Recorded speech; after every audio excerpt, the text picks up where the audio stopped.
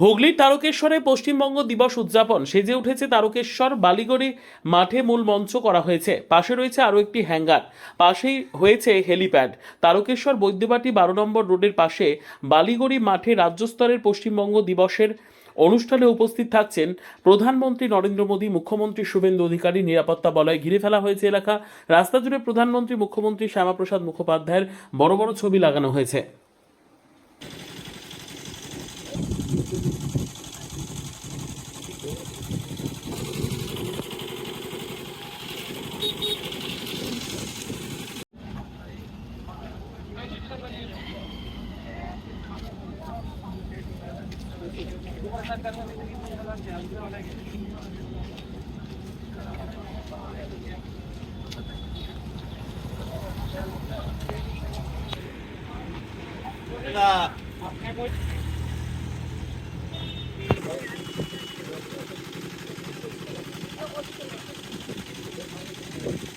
মোদিকে দেখতে খুব আনন্দ পেয়েছি আমরা প্রচুর। এতদিনের পর মোদিকে আমরা কাছে পেয়েছি।